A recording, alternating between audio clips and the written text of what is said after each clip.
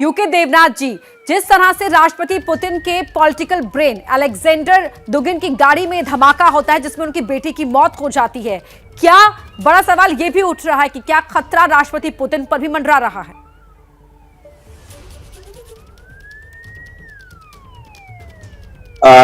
काफी हद तक ये संभव है क्योंकि जब से यूक्रेन युद्ध चालू हुआ है, रूस के भी एक छोटा सा पॉलिटिकल और मिलिट्री धड़ा है जो कि यूक्रेन युद्ध में ज्यादा इन्वॉल्व नहीं होना चाहते थे। एक रशियन ग्रुप ऐसा भी है जो ये समझता है कि राष्ट्रपति पुतिन ने यूक्रेन युद्ध में शामिल होकर बहुत भयंकर गलती की है और इससे रशिया के जो लॉन्ग टर्म स्ट्रेटेजिक ऑब्जेक्टिव थे उनको नुकसान पहुंचा है। देखिए, मैं आपको बता दूं कि रशिया में जो सिक्योरिटी सेटअप है वो बहुत ही थ्री टायर सिक्योरिटी सेटअप होता है। उनकी फॉरेन इंटेलिजेंस सर्विस जो है वो बहुत ही एक्टिव है और दुनिया में हर मोड़ पर ये खबर रखती है कि कहां पर क्या हो रहा है और रूस के हितों को कौन विदेशी ताकत नुकसान पहुंचाने की कोशिश कर रही है। एक और चीज है, रूस की जो इंटरनल सिक्योरिटी सर्विस है, फेडरल सिक्योरिटी सर्विस है, जो कि उनके होम मिनिस्ट्री के तहत काम करती है, वो भी बहुत ही एफिशिएंट मानी जाती है। ऐसा माना जाता है कि फेडरल सिक्योरिटी सर्विस के नॉलेज के बगैर रूस में एक पत्ता भी नहीं हिल सकता। वहाँ के जितने पॉलिटिकल लोग हैं वो कहीं पे भी जाते हैं या रशियन माफिया के लोग कहीं पे भी जब मूव करते हैं, ट्रेवल करते हैं, तो ये फेडरल सिक्योरिटी सर्विस एजेंसी बहुत ही क्लोज वॉच रखती है। तो अभी इन सब चीजों को जांचा जाएगा, परखा जाएगा। जैसे हमारे यहाँ एनएसजी है, वीआईपी लीडर्स को प्रोटेक्शन देने के लिए वहां पर फेडरल प्रोटेक्टिव सर्विस है जिसकी ये जिम्मेवारी है कि रूस का जो टॉप मोस्ट पॉलिटिकल और मिलिट्री एचेलॉन है या इनर रिंग ऑफ क्रेमलिन है उनको प्रोटेक्शन देना। ये एजेंसी बहुत प्रोफेशनल है और ये बहुत ही ताज्जुब की बात है कि रूस के राजधानी में एक ऐसी वारदात को किसी ने अंजाम दिया। जी।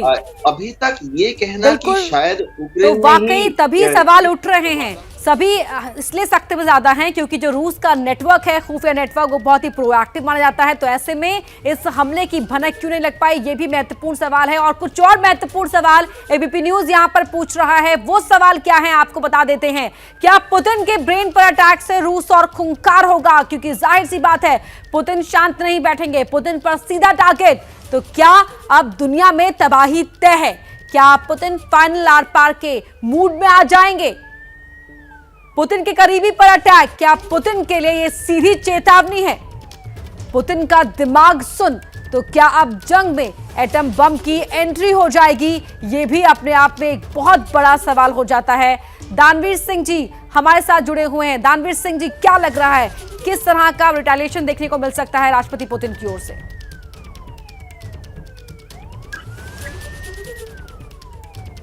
देखिए, पूरी लड़ाई के अंदर अगर हम ध्यान से इस लड़ाई के प्रकरण को देखें तो कीव के ऊपर अभी तक रूस ने उस तरीके से हमले नहीं करे हैं और जान के नहीं करे हैं। अगर ये रूस के ऊपर इस तरीके से प्रेशर बढ़ता गया, क्राइमिया के ऊपर आप देख रहे हैं कि बमबारी हो रही है, एयरपोर्ट पे हुई, उनके एयरफील्ड पे हुई, उनकी नेवल बेस पे हुई, और अब अलेक्जेंडर के इंटरनल जो सर्कल है उसके एक व्यक्ति को टारगेट करने के लिए एक बम का धमाका किया गया जिसमें अलेक्जेंड्रा की बेटी मारी गई। तो ये अगर प्रेशर टैक्टिक्स बढ़ती रहेगी और पुतिन को और मजबूर किया जाएगा तो यूक्रेन के ऊपर हमलों की तादाद और उनका जो खतरनाकपन जो है वो इतना बढ़ जाएगा कि वो मेरे ख्याल से यूक्रेन के लिए अब काबिले बर्दाश्त नहीं रहेगा। और इसके ऊपर ज़ेलेंस्की भी टारगेट में आते हैं क्योंकि अब जो पूरी जो लड़ाई का जो मोड़ है ये लीडरशिप को टारगेट करने की तरफ भी दिख रहा है, क्योंकि लीडरशिप टारगेट होती है तो मुल्क का मनोबल नीचे गिरता है और जो फोर्सेस हैं उनके अंदर भी अफरा तफरी मचती है। सवाल ये उठ जाता है कि जब हमारे शीर्ष का नेता ही सुरक्षित नहीं है तो फिर हमारा क्या होगा। तो इस तरीके का जो ये पूरा खेल है ये उस तरीके का चल रहा है और रशिया के लिए ये बहुत ही गंभीर सिचुएशन है क्योंकि वॉरफेयर डायरेक्ट तो होता ही होता है, लेकिन साइकोलॉजिकल वॉरफेयर एक बहुत अहम रोल अदा करता है। जी आप बने रहिए हमारे साथ। प्रणय उपाध्याय भी लगातार जुड़े हैं। प्रणय, और कुछ और इनपुट मिल पा रहे हो?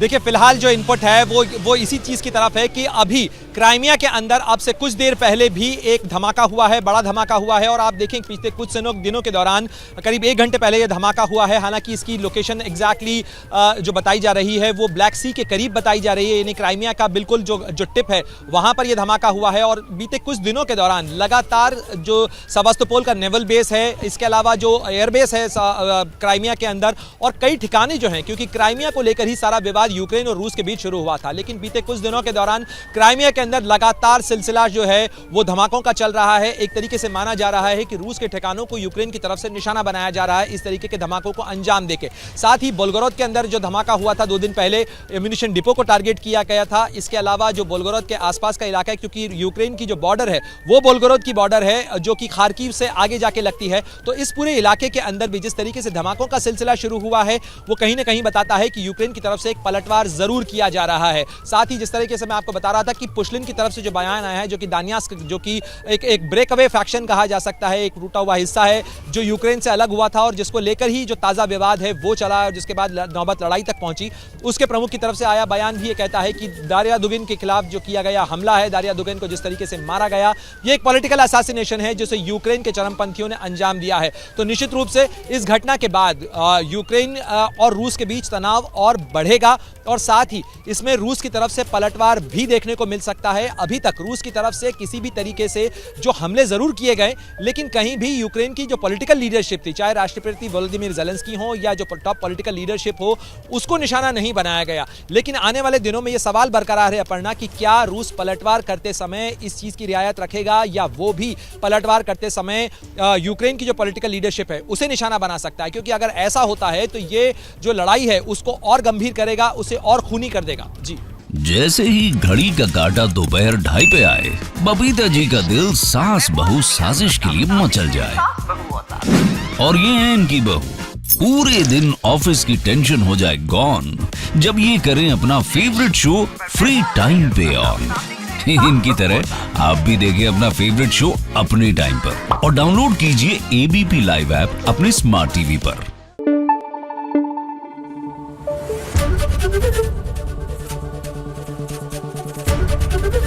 एबीपी न्यूज आपको रखे आगे।